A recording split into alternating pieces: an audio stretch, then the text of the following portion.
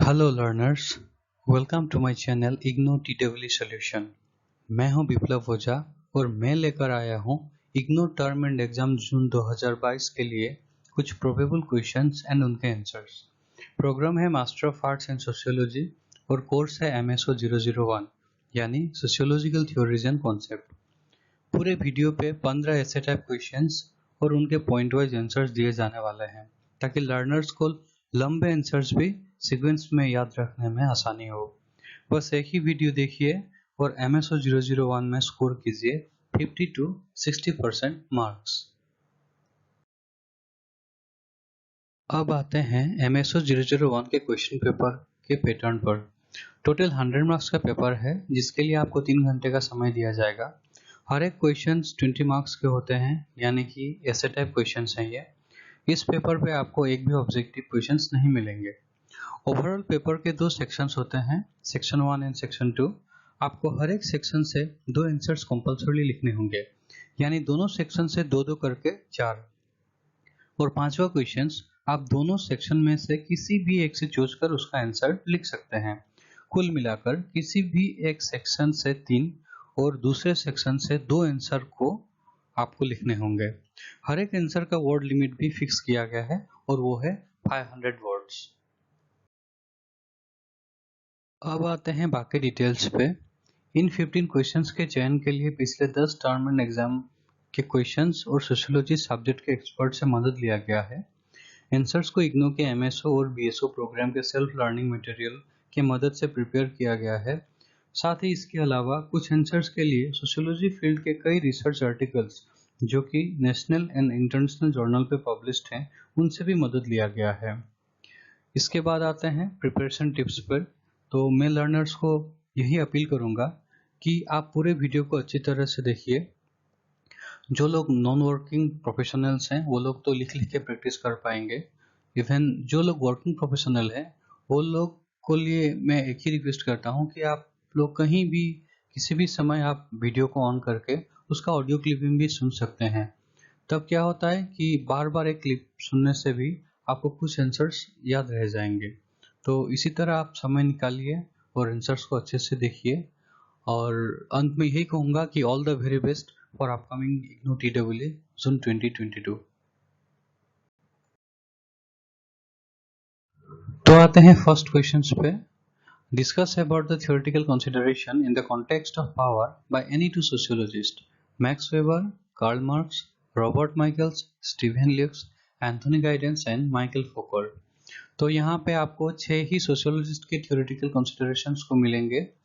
Exam में आपको एक या दो कंसिडरेशन आ सकते हैं। तो पहले जो हम बताए थे कि हर एक वर्ड आंसर्स का वर्ड लिमिट है 500। तो आप लोगों के लिए यहाँ पे आंसर्स को 500 to 600 वर्ड के बीच में ही प्रिपेयर किया गया है। Max weber, power and domination. According to Weber, power as a general concept is distinct from domination as a specific phenomenon. Power is defined as an actor's chance to impose his or her will on another in social relationship. Power is more if the probability of submission to the will of the one who holds it is higher. It may be safely said that the power of an individual is measured in terms of the chances of imposing the will. Weber gave particular attention to those forms of power that involve stable and enduring relationships, and when power is structured in this way, he learned it domination. Power is structured into distinctive forms of domination through processes of rationalization. The rationalization of action involves replacing the unreflective patterns of customary and habitual action by actions that are oriented towards calculations of self-interest and commitment to ultimate values. Weber seems to imply two forms of rationalization, which may be called respectively instrumental rationalization and value rationalization. Customary or habitual forms of social order evolve through instrumental rationalization into forms of social order that are sustained by calculations of expediency. Through value rationalization, they become forms of social order that are sustained by the conception of legitimacy. Next consideration है Karl Marx का. Karl Marx class and power. Marx is known for his conception of class and class struggle. More specifically, he identifies two classes, the bourgeoisie and the proletariat, in the capitalist society. He says that the proletariat rules and commands obedience from the bourgeoisie. The basis of the power of the bourgeoisie is control over the capital on the one hand and its hold over the military force and production of ideas. The proletariat, on the other hand, seeks to increase the capital for the ruling class. The relationship between the two classes is one of exploitation in which the ruling class gains at the expense of the wage laborers constituting the proletariat. Workers produce commodities for the bourgeoisie for which they receive wages. The wages are just enough for their subsistence. There is a vast difference between the value of commodity the workers produce and the wages that they get, this difference appropriated by the ruling class. The proletariat class is perpetually engaged in struggle over its wages and conditions of work. Modern industry and factory system of production accompanied an era of political organization of class struggle. The class-conscious political organization emerged. Marx opines that someday the proletariat will overthrow the bourgeoisie and get liberation from the long-standing domination and exploitation. अब आते हैं next consideration पे. Robert Michels the iron law of oligarchy. Michaels believed that the craving for power is inherent in the nature of human beings. Those who acquire power seek to perpetuate it. Against this backdrop, he propounds that democracy calls for organization which leads to oligarchy. The trend towards oligarchic rule in the party organizations is better known as the iron law of oligarchy. He agreed that the democratic currents of history often break ever the same shoal. They are, however, ever renewed. One of the reasons for the renewal of democracy is that oligarchies were felt to be oppressive and were overthrown. Michael insists that democratic currents will always break the iron law. Michaels maintains that it is appropriate to ascertain the limits imposed by oligarchies over individuals. He says that decentralization does not necessarily give way to enhanced liberty in the hands of individuals, neither does it enhance the power of the rank and file. Usually, it serves as a mechanism by which weak leaders seek to get away from the domination of the stronger ones. The weaker leaders, however, may establish a centralized authority within their own domains. One oligarchy gives way to many smaller oligarchies, each powerful in its own sphere. He laid thrust on developing the spirit of free inquiry, criticism, and control of the leaders among the masses.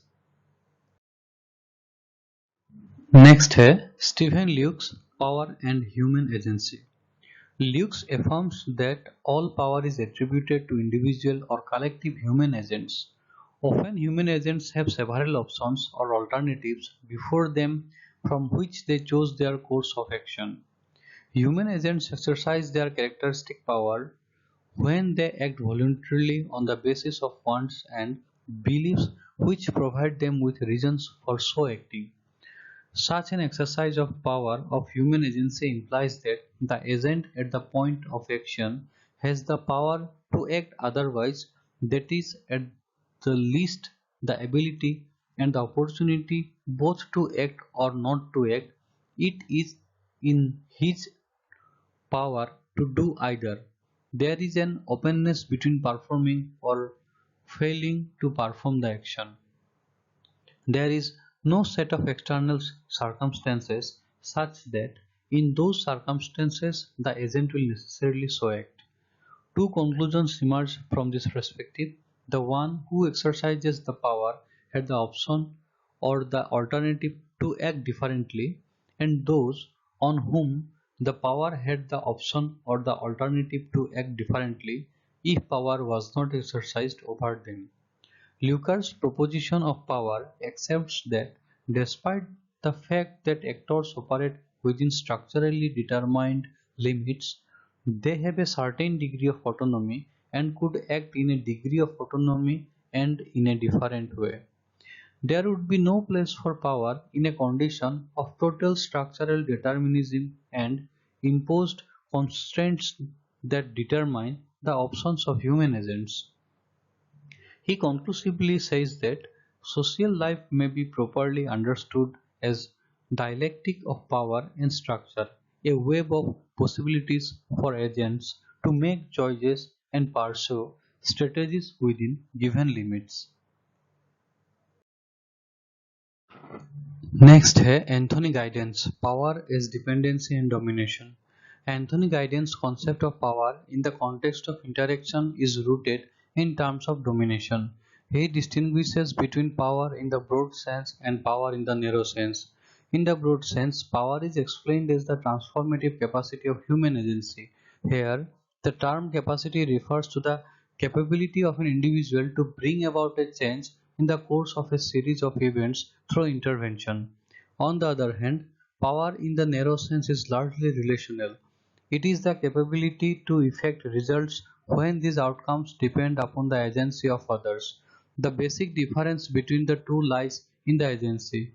While the use of power in the broad sense is grounded in the capability of an individual to effect outcomes directly, the use of power in the narrow sense is grounded in the capability to effect outcomes in situations when they depend upon others. More specifically, in the narrow sense, power implies dependency upon the agency of others and the capability of an individual to prevail upon them. The thrust is on domination on the part of the individual who may be said to hold power, and compliance on the part of others over whom the individual exercises control. This relationship then may be understood as one of domination. His basic conception of power has to do with acquisition and use of resources or capabilities expressed in struggles and subordination. Next है Michael Foucault Power as Domination. Michael Foucault identifies power with domination in conceptual, methodological and political terms. He distinguishes between the character of modern and classical power within the framework of domination. Disciplinary power as modern form of domination stands out in sharp contrast with sovereign power as pre-modern domination. Firstly, while disciplinary power is constant and completely pervasive, sovereign power is periodic and of low social penetration. Secondly, while domination in the disciplinary model makes the required action happen through political rationalities and technologies of power that seem to be inescapable, domination in the sovereignty model is expressed through prohibition. If that fails, the punishment for the action which should not have been performed. Thirdly, while in the disciplinary model there is contrasting constitution of actors and sovereignty model is based on the givenness of the actors involved. According to him, global public-oriented emancipatory politics is not possible. Surely, Foucault has been charged with a kind of fatalism inherent in the conception of power. Next question is, what do you mean by paradigm and paradigm shift? Discuss its significance in social analysis. Paradigm. According to Kuhn, science and by extension social science undergoes its process in three phases which are discernible. The phases are pre-scientific phase, normal science, and paradigm shift. In the initial phase, theories of explanation are incomplete and competing with one another. At some point, one of the theories establishes itself, bringing in the phase of normal science.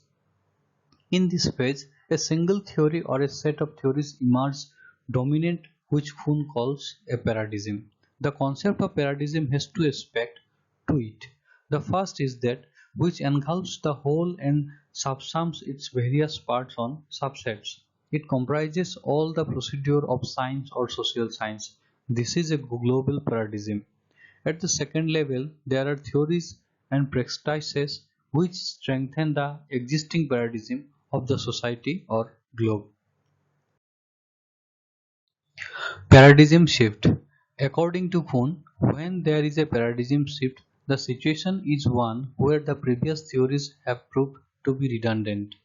This is a natural process and it repeats itself over time as the new and established theories themselves become incomplete as knowledge expands.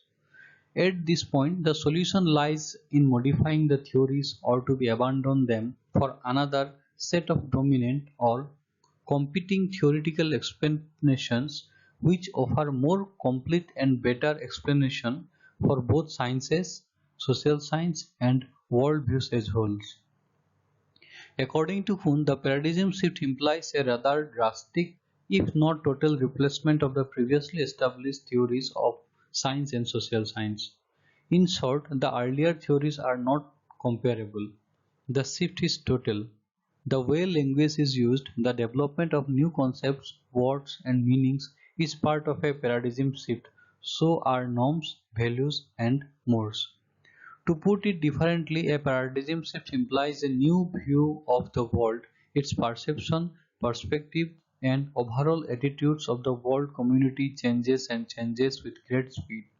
In the era of globalization, which witnessed the postmodern paradigm shift in which the local context is considered to be the focus of study and the consideration of general or mega theories is not considered either wise or practical. Significance of paradigm shift in social analysis. Although some efforts have been put into make sociology a distinct, independent, and a scientific discipline by some great scholars included, but the sociological theories thus produced have also been challenged on several grounds. This one again highlights the scientific nature of sociology, where every theory can be put to test and liable to be rejected if founding wrong. Thus, in sociological theories, as in other sciences as well, there is nothing like an eternal, a universal truth that remains a truth under all the conditions and at every moment of time. Sociological theories should also not be confused with something like religious or metaphysical assertions. Nor sociological theories are comparable to philosophical guidelines to be followed. Sociological theories have come out of such problems and the challenges faced by them today are of another nature and most of them are of scientific type. The first challenge to sociological theories has come from the huge amount of data that have been generated throughout the world, especially after the World War II. For example, data approaching sociological theory generated in the area of demography has led to several new innovations at the theoretical level. Similarly, data concerning Human Development Index has helped in making transitional comparisons. The second challenge to sociological theory has come from the processes of change that are taking shape at various levels of society. To put it in simple words, it could be said that the processes of social change keep on going in society, independently of the fact whether sociologists study them or not. In the contemporary world, the processes social change are not only complex in nature but they are taking shape at a much faster pace today. As a result of it, many at times sociologists are not actually in a position to study them all. There are several such phenomena which require some serious sociological studies, like, for example, the consequences of AIDS and that of terrorism. The third challenge to sociological theories came when society at large had undergone some significant periods of time. These important periods include the end of the World War II, end of the colonial rule at various places in the world, and the emergence of various independent nation states. The sociological theories have had to accommodate itself several times when such important changes were taking shape in the world. The fourth challenge to sociological theory has come due to some misconceptions about sociology as a subject that is basically meant to solve the current problems of society. In fact, sociology is quite capable of solving the problems of society too, but so far it has kept itself limited up to their scientific study only. In such way, the concept of shifting of paradigm is significant in social analysis. Third question is, discuss any one from the following. Social structure is a reality. Radcliffe Brown. Social structure refers to relations between groups. E. Evans Pritchard. And social structure is a model. Claude Lévi-Strauss and Edmund Leach. तो शुरू करते हैं social structure is a reality. A.R. Radcliffe Brown. The concept of A.R. Radcliffe Brown on social structure summarized under four major heads. A natural science of society. For Radcliffe Brown, social anthropology is the theoretical natural science of human society. Social phenomena are investigated by methods similar to those used in natural and biological sciences. Each of the sciences has a subject matter that can be investigated through our senses. Thus, the subject matter is empirical, which can be subjected to observation. Radcliffe Brown pursues the analogy of the natural science. All natural sciences systematically investigate the structure of the universe as it is revealed to us through our senses. Radcliffe Brown writes, social structures are just as real as are individual organisms. His concept of social structure is tied to his natural science conception of social anthropology. The content of social structure. Radcliffe Brown makes an important distinction between an individual and a person.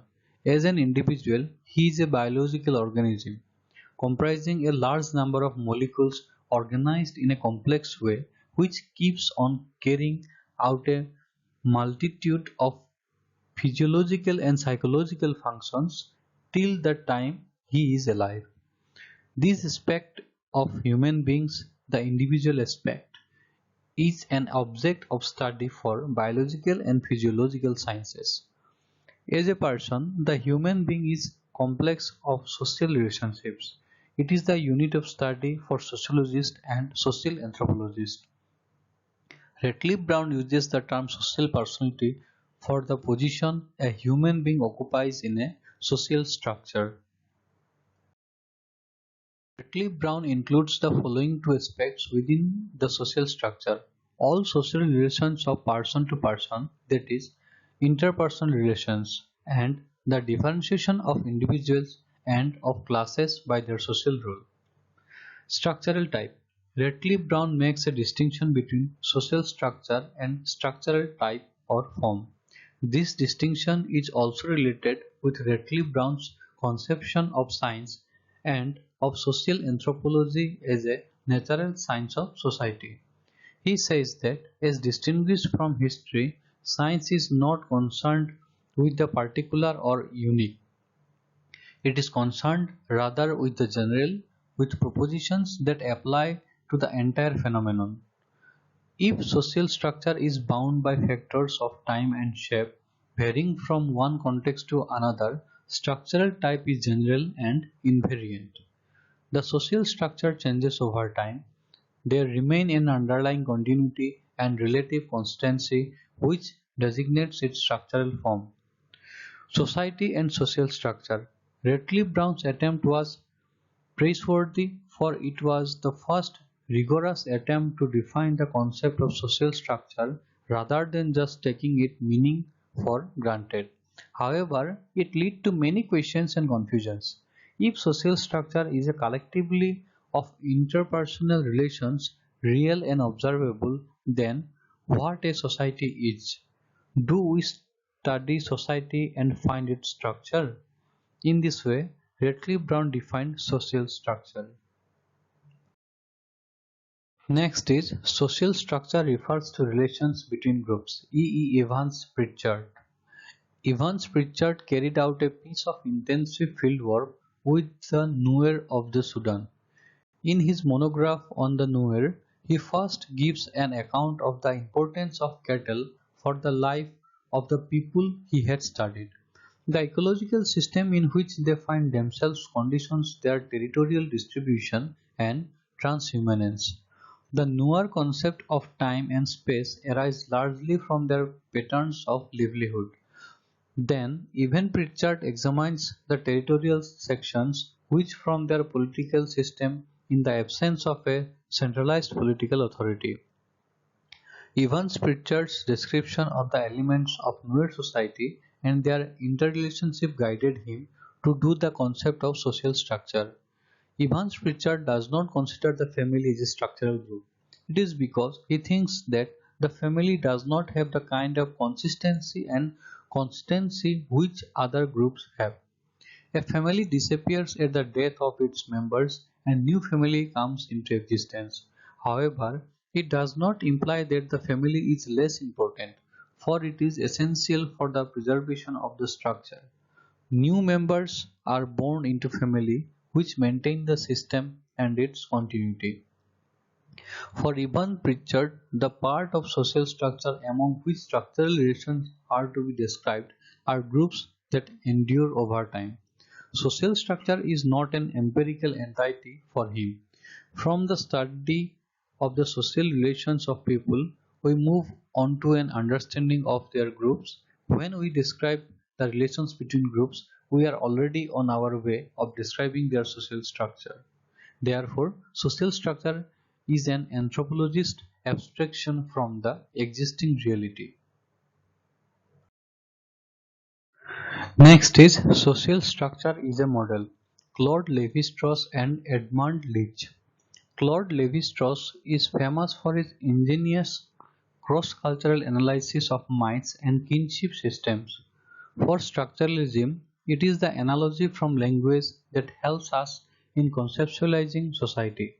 From the study of a given piece of language, the linguist tries to arrive at its grammar, the underlying rules which make an expression meaningful, although the speakers of that language may not know about it. Similarly, the structuralist from a given piece of social behavior tries to infer its underlying structure. In structuralism, the shift is from observable behavior to structure, from organic analogy to language. Levi-Strauss makes three distinctions.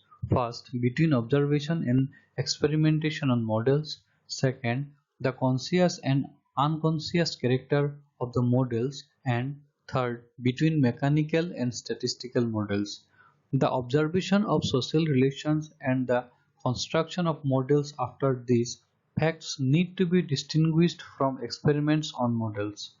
By experimentation, Levi-Strauss means the controlled comparison of models of the same or of a different kind with an intention to identify the model that accounts best for the observed facts. In a structural analysis, the first step is to observe the facts without any bias, then to describe them in relationship to themselves and in relation to the whole.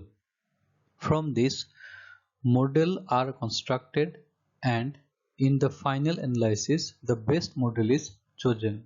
The distinction is with reference to the anthropologist who studies society. Edmund Leach has given a good example to illustrate it. A piece of music can be transformed in a variety of ways. It is written down, played on a piano, recorded on a phonographic record, transmitted over the radio, and finally played back to the audience. In each case, the piece of music passes through a whole series of transformations. It appears as printed notes, as a pattern of finger movements, as sound waves, as modulations of the groups on a piece of backlight, as electromagnetic vibrations, and so on. But what is common to all these manifestations of music, one different from the other, and each conditioned by its own rules, is their structure. In a similar fashion, while different societies vary, what remains invariant to them is their structure. Edmund Leach also made a significant contribution to the idea of social structure as a model, although there are many significant differences between the approaches of Levi-Strauss and Leach to structuralism. For instance, wherever Levi-Strauss is interested in unearthing the universal structures, structures applicable to all human societies at all points of time, Leach applies the method of structuralism to understand the local structures. Because of this, some term Leach approach new structural. Next question is critically examine the linkages between caste, class, and gender. Answer is marginalization, exclusion, and exploitation based on caste, class, and gender characterizes much of the South Asian region.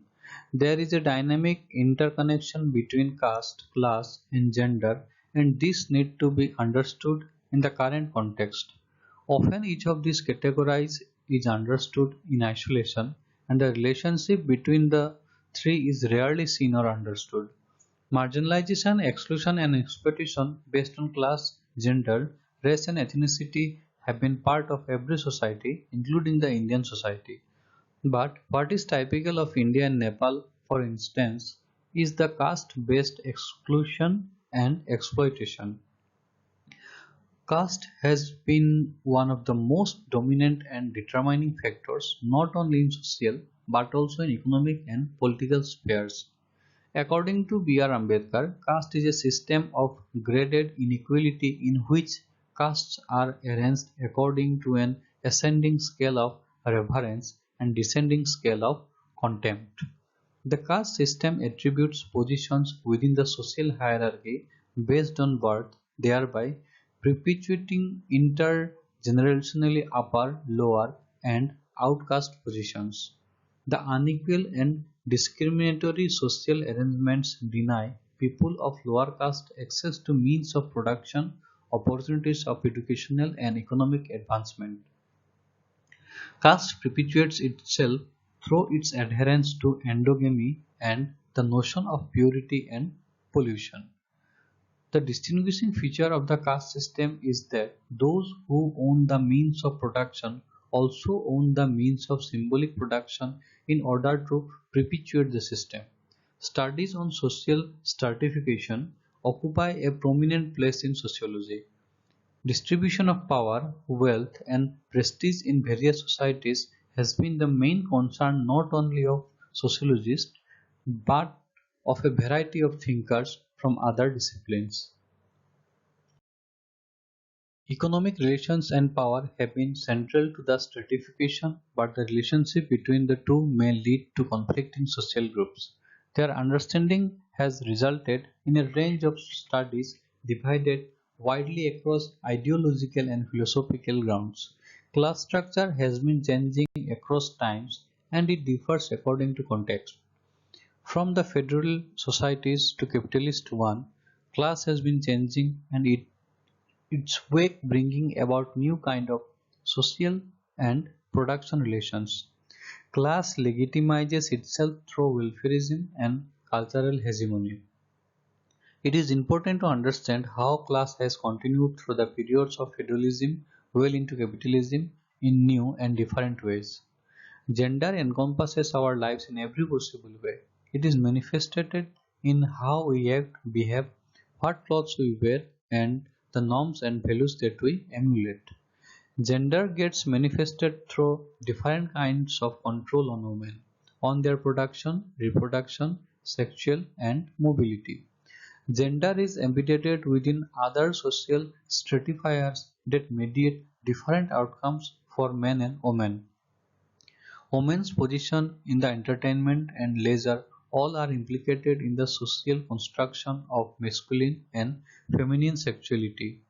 Gender inequality in sexual relations between men and women reflect and serve to maintain subordination. Gender intersects class and caste as well as ethnicity and tribe in significant ways. In understanding gender, we need to see its relation with each of these since they shape each other. Next question is, civil society activities do not necessarily pursue goals of democracy. Critically evaluate the significance of civil society in a democracy. Answer is, civil society might in certain ways actually detract from democratic governance of international relations. In these situations, it is not that civic activities fail to realize their democratizing potential, but that they in fact obstruct popular rule. One of the negative possibilities in this regard is that the civil society activities may not essentially pursue democratic purposes. Through the term civil society, at the outset seems to convey elements of civility and virtue, but in practice, voluntary associations do not ipso facto have the promotion of democracy on their agenda. On the contrary, elements of such organizations may engage themselves in subverting democracy. For example, some civic organizations can work to promote their private petty interests and privileges. The destructive groups engaged in promoting racism, ultranationalism, and religious fundamentalism work contrary to the democratic rights of others.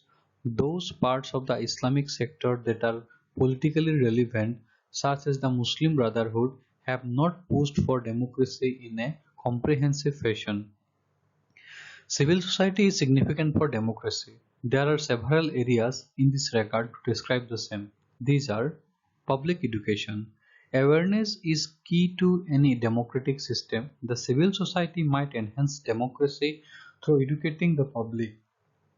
An informed citizenry could sustain effective democracy. Civic associations can contribute a lot by raising public awareness and understanding of worldwide existing laws and regulatory institutions. Voice of stakeholders. Civil society could promote democratic governance by giving voice to stakeholders. Civic associations can opportune the concerned parties to rely information, testimonial, and analysis to governance agencies about their need and demands. Policy inputs. Government policy formulation is considerably influenced from the inputs given by the civil society not only at home but also in the international arena. Transparency of governance. Vigilant civic mobilization can cause public transparency in governance. Constant pressure from civil society can help in bringing regulatory frameworks and operations into the open where they could be assessed for public scrutiny. Public accountability. Civil society can hold various concerned agencies accountable to public. Civil groups can keep an eye on implementation and effects of policies regarding people and press for corrective measures when the consequences are adverse. Legitimacy. The sum total of the preceding actions by the civil society could lead to a legitimate democratic rule. Legitimate rules prevails when people concede that an authority has a right to govern and they have a duty to obey its directives. It is important to understand that democracy should not be understood only in terms of national governance. The civil society should have a larger agenda of democracy as a policy of global governance. The civil society not only could promote democracy at home, but their impact could also be clearly seen in the democratization of global order. Next question is, distinguish between natural and social inequality. The concept of inequality lies at the root of some of the major theoretical formulations in society. This often implies an imbalance in ability or resources to meet a challenge.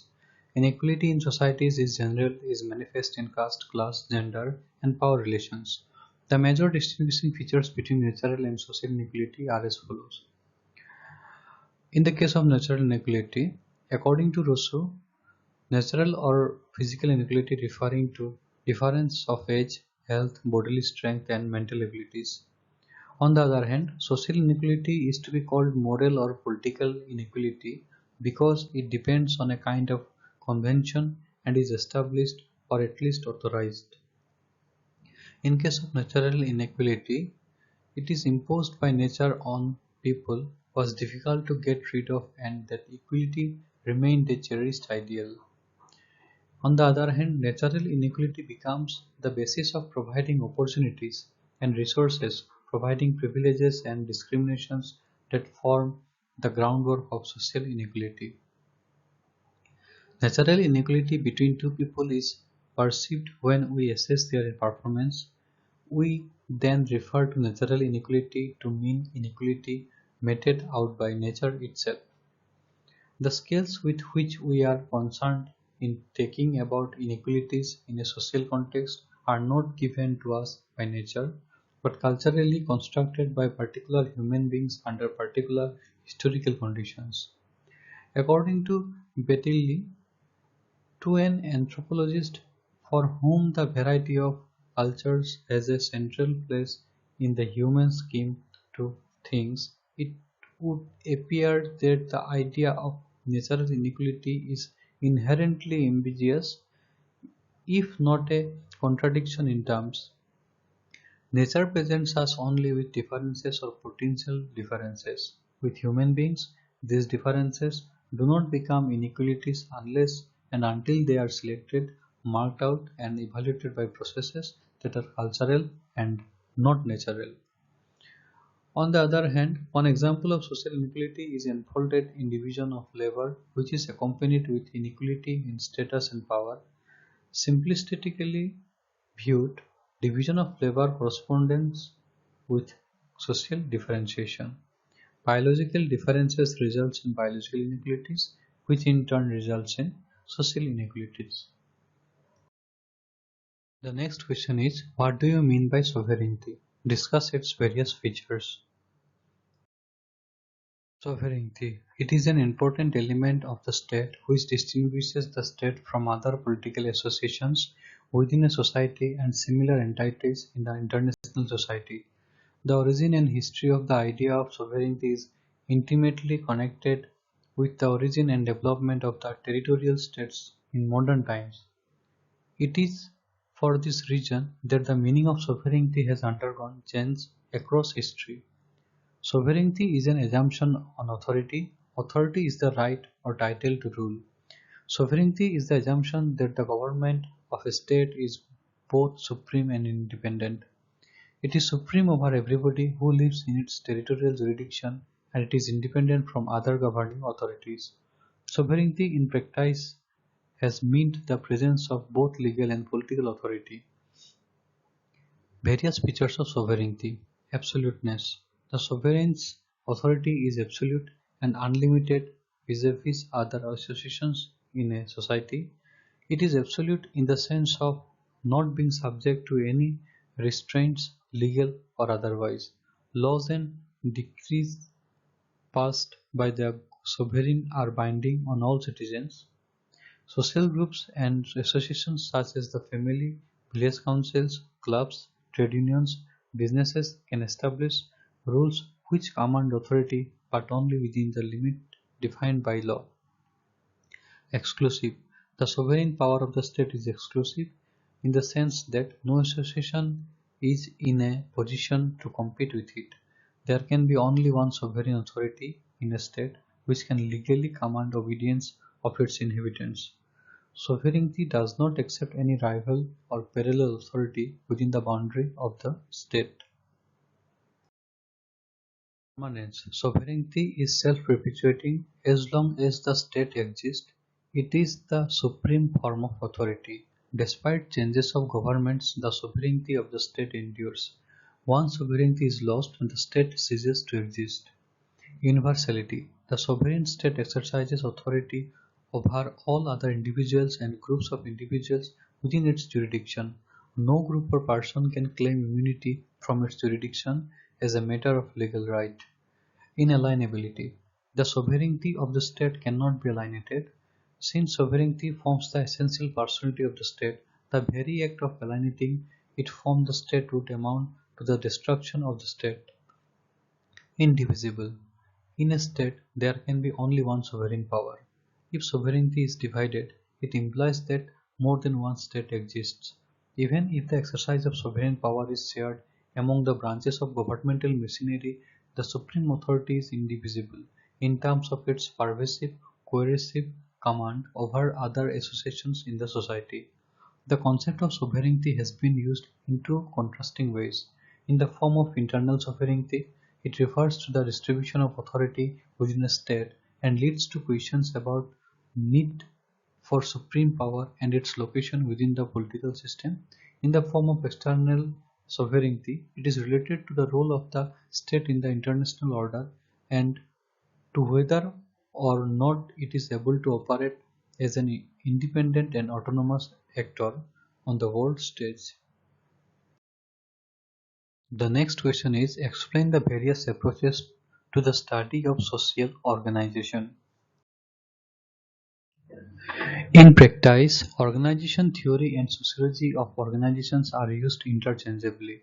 Although sociology of organization covers work by non-sociologists, including those who are concerned to advise to management on how organizations should be designed and operated, there now exists an immense variety of sociological studies of organizations and theories about them. Indeed, most of the major schools of sociological theory have contributed to this literature. Stuart Cleese and David Dunkerley identify four major groupings among the diverse approaches. These are as follows. Typologies of organizations. Typologies of organizations involve attempt to classify organizations according to a variety of key characteristics such as who benefits from their operations or how they obtain compliance from their members. Works by Peter Blow, Amitai Etienne, Robert Bloner, and Tom Burns and James Stoker are among the best known such studies. Organizations as social systems. This approach is particularly identified by Talcott Parsons' structural functionalist theory of action and with Philip Slezanki and Robert Martin's more focused work on organizations. Organizations consist of social systems in interaction with other social systems whose values and goals are oriented of those of the wider society. According to Parsons, key requirements for organizational maintenance are those which apply to all social systems, namely adaptation, goal attainment, integration, and pattern maintenance. Organizations as empirically contingent structures. This approach is particularly associated in the United Kingdom with research at the University of Aston. The typological and social systems approaches have difficulty in clearly defining the organization as a theoretical object.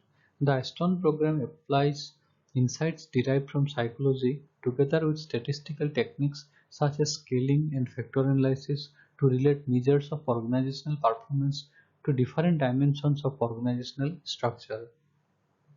The latter are then related to independent contextual variables such as size, technology, and location of the enterprise. This essentially empiricist approach is subject to all the usual criticisms which apply to such a methodology. Organizations as structure of action. This approach focuses on the circumstances determining the actions of individuals in organizations. An early contribution was made by Herbert A. Simon's work on satisficing. Later work, for example by David Silverman, is influenced by phenomenological sociology and interactionism. Here, organizations are analyzed as the outcomes of motivated people attempting to resolve their own problems. They are socially constructed by the individual actions of members having habituated expectations of each other. This approach throws doubt on whether it makes sense to refer to organizations as institutions which pursue organizational goals. Next question is outline the characteristic features of ideal type of bureaucracy.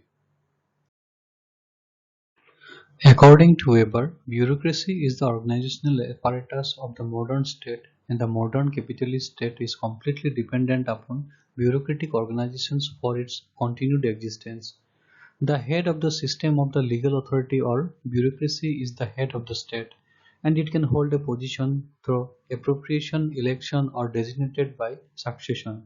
But even then, his or her power is legally limited. The characteristic features of the ideal type of bureaucracy, according to Weber, are as follows. It is a continuous organization of official functions bound by rules, a specific sphere of competence. This involves a sphere of obligation to perform functions which have been marked off as part of systematic division of labor, the provision of the incumbent with the necessary authority to carry out these functions, that the necessary means of compulsion are clearly defined and their use is subject to definite conditions. The organization of offices follows the principle of hierarchy, that is, each lower office is under the control and supervision of a higher one. There is a right of appeal and of statement of grievances from lower to the higher.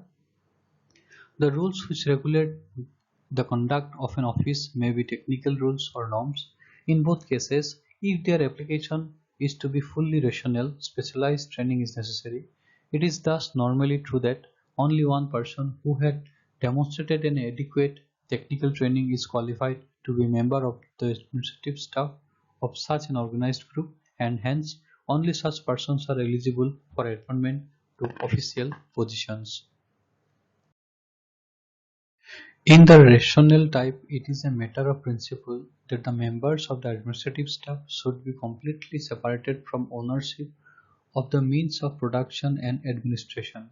Officials, employees, and workers attached to the administration staff do not themselves own the non-human means of production and administration. These are rather provided for their use in kind or in money, and the official is obliged to render an accounting of their use. In the rational type case, there is also a complete absence of appropriation of his official position by the incumbent, where rights to an office exist, as in the case of judge, and recently of an increasing proportion of officials and even of workers that do not normally serve the purpose of appropriation by the official, but of securing the purely objective and independent character of the conduct of the office so that it is oriented only to the relevant norms. Administrative acts, decisions, and rules formulated and recorded in writing, even in cases where oral discussion in the rule or is even mandatory. This applies at least to preliminary discussion and proposals, to final decisions, and to all sorts of orders and rules. The combination of written documents and continuous organization of official functions constitutes the office, which is the central focus of all types of modern action. The next question is, discuss the nature of gender inequality across cultures with suitable examples. At present, gender discrimination is so frequently defended by reference to culture, religion, and tradition that it seems safe to conclude that no social groups has suffered greater violation of human rights in the name of culture than women. Because access and participation in culture is a fundamental right, and fundamental rights apply to everyone without distinction of any kind, including gender. Culture is never static and is constantly evolving. Cultural practices evolve or are discarded as community perceptions shift and alternatives are pursued. History and historical changes have proved that nothing is essential. Things are what they are at one point and change because of a game of power, because of the state of power relations at a given time. Culture and gender are social constructions, the result of fluctuating power relations.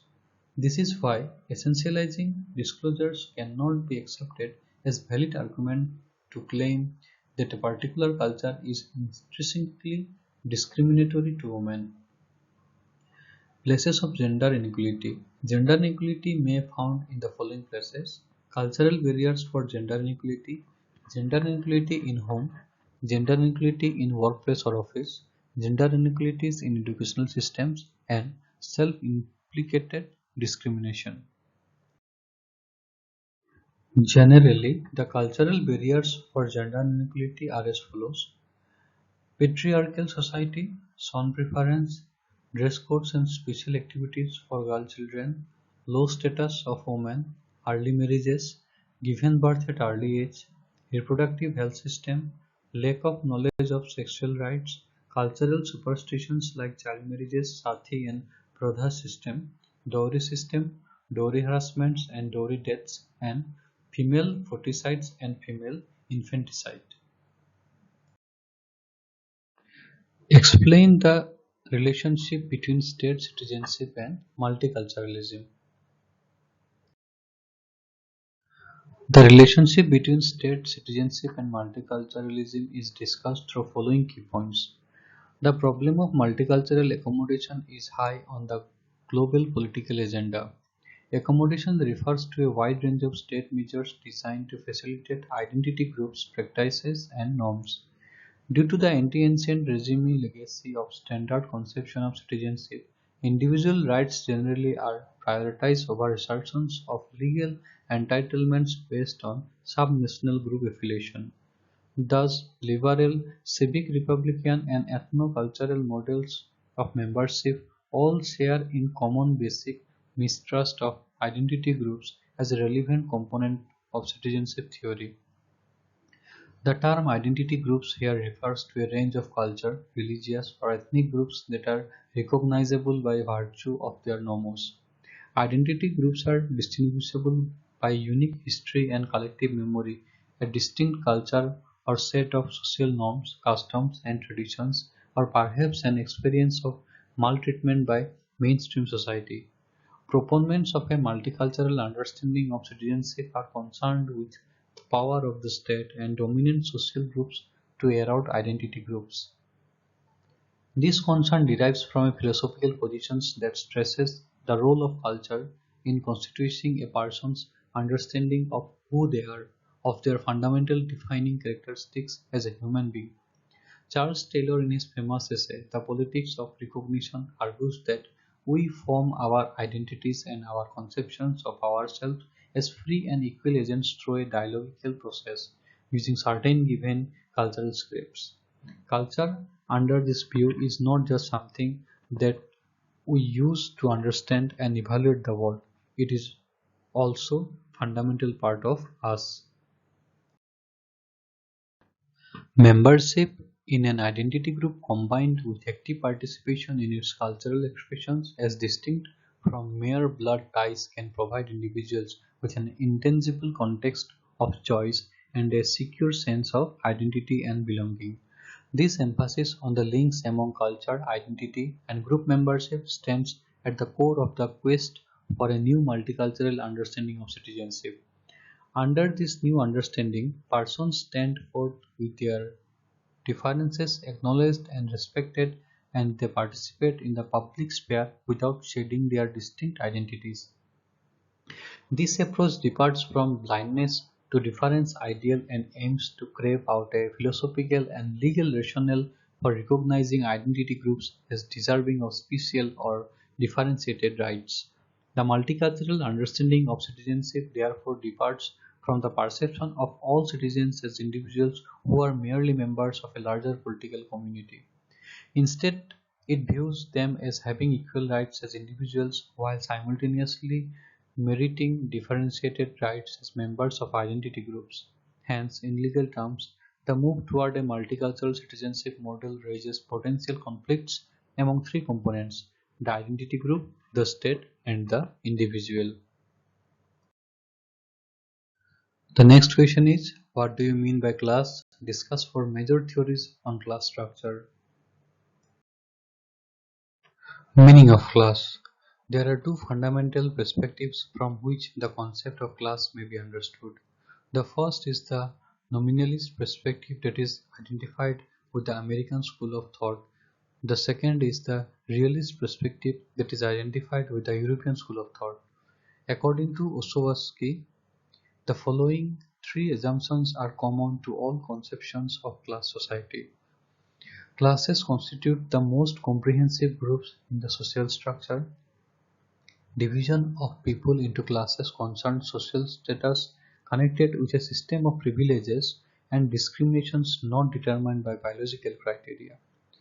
The membership of individuals in a social class is relatively permanent. Four major theories on class structure is as follows. The classical view by Aristotle. Aristotle maintained that people are differentiated into three elements. One class is very rich, the other class is very poor. The third class occupies a position between the two in being neither very rich nor very poor. Those who are very poor feel too degraded and find it difficult to follow rational principle. There is a possibility that they grow into petty rogues and rascals. Those who are very rich are not willing to submit to authority. They also find it difficult to follow rational principle and are likely to grow into great criminals who commit offense from violence. The people of middle class follow the rational principle and obey rules. They do not eye others' goods, others do not eye their goods, and they do not make plans against others, others do not make plans against them. When there is no middle class, the poor and the rich quarrel with each other, and the class that is able to get an upper hold regards political supremacy as the reward for victory. Capitalism and Social Classes by Karl Marx.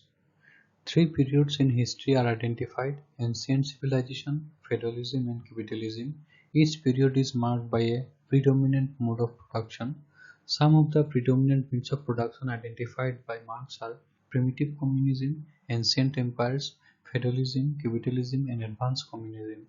He clarified that class relations are characteristics of those means of production in which a section of production controls the means of production while others are excluded from it.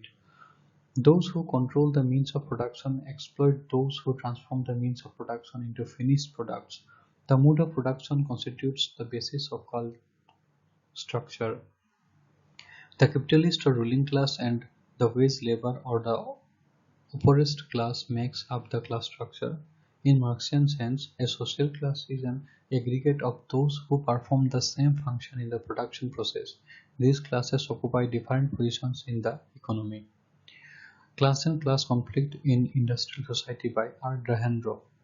The second half of the 19th century and early 20th century witnessed the legal recognition of joint stock companies in Germany, England, France, and the United States. In the present day, joint stock companies have largely replaced the economic enterprises that were owned and managed by a capitalist or his or her family. The stock of the shares of a company are widely dispersed, much in contrast to a capitalist setup in which the ownership lies in the hands of a single individual. In the post-capitalist era, the joint stock companies afford far-reaching implications for the structure of industrial enterprise and for the broader structure of society, of which social classes constitute an important component. Class and Status by Max Weber. Max Weber's major objection to Karl Marx's theory of class was the undue emphasis on the economic aspect.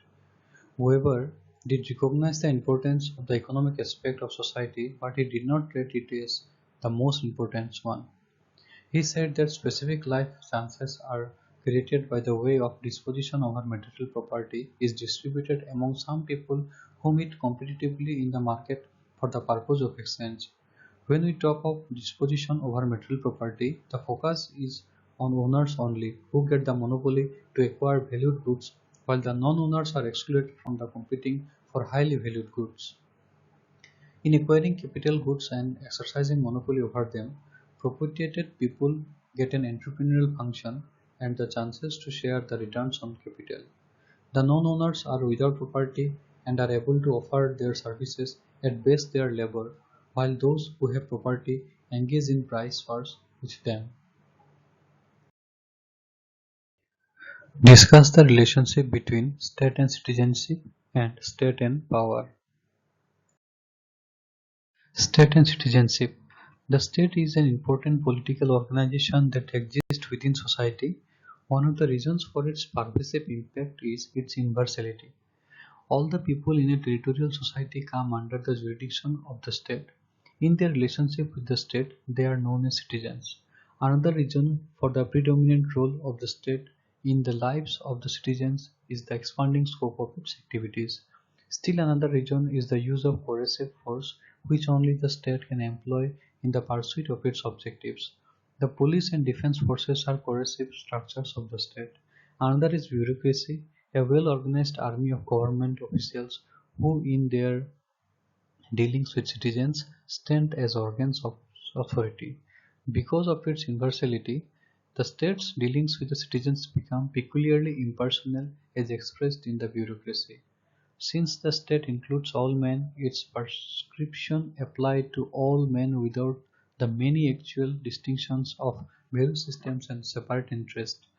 The same law applies to all, so whatever policies a government may pursue, there would be many citizens and groups of citizens who would be opposed to the existing laws and policies because they believe that a particular law or a particular policy does not serve their interest or those of others. The strong faith reposed in the idea of nation-state and citizenship as means of striking equality, protecting liberty, and promoting fraternity among the people of diverse socioeconomic groups stands shattered. State and power. Parsons stressed that the use of power is only one among several different ways in which one party might secure the compliance of another to a desired course of action. Parsons says compliance can be secured by applying positive or negative sanction, but in most cases when power was being used, there was no overt sanction employed. Parsons argues it was particularly necessary to stress that possession and use of power should not be identified directly with the use of force. There are also different theoretical models on state and power. Most of that are responses to Marxian and Weberian theories on state and on their understanding of how centralized government uses power. Power relations are normally elaborated in terms of the causal factors that enable one person or a group of persons to determine the actions of others. Power is usually explained in relation to governmental or state authority. Next question is, what is ethnicity? Outline the relationship between race and ethnicity. Discuss the various approaches to the study of ethnicity. Ethnicity. Ethnicity is the sense of belongingness of individual or group to a particular ethnic group. As an individual of this group, we share cultural markers which make our group distinct from others. Hence, one's sense of group identity is said to be ethnicity. Erikson defines ethnicity as an aspect of social relationship between agents who consider themselves as culturally distinctive from members of other groups with whom they have a minimum of regular interaction. The first fact of ethnicity is the application of systematic distinctions between insiders and outsiders or between us and them. If no such principle exists, there can be no ethnicity. Ethnicity is transitional.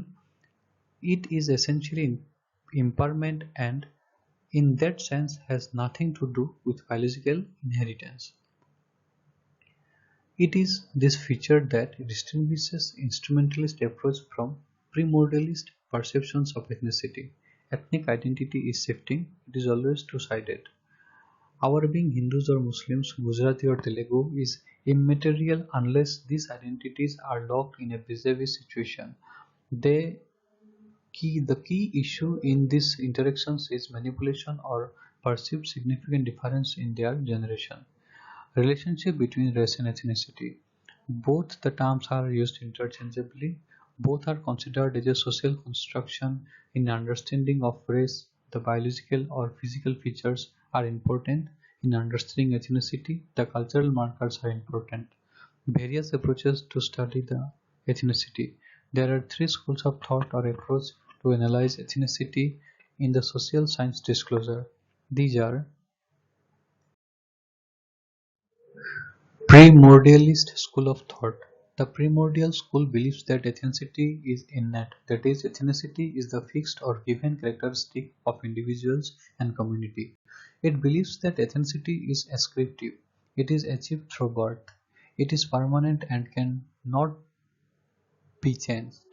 The ethnicity or the ethnic identity goes with her primordial attachment to a group.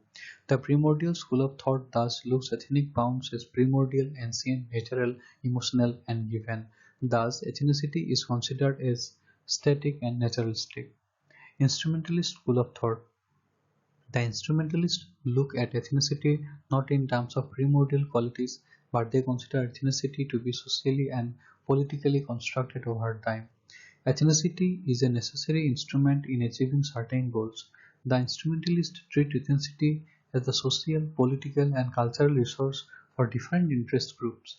The instrumentalist approach considers ethnicity as construction. It is subjective and flexible and constructed by the elites of a community. Situative primordial approach. The situative primordialist approach examines both the schools of thought of ethnicity. This approach claims that primordialist and instrumentalist approaches raises many questions but do not answer them in the present global scenario. Christian Warland, in his situative primordialist approach, criticizes the other two approaches. It is to be mentioned that the above two approaches agreeing in some points that ethnicity in a process of group formation.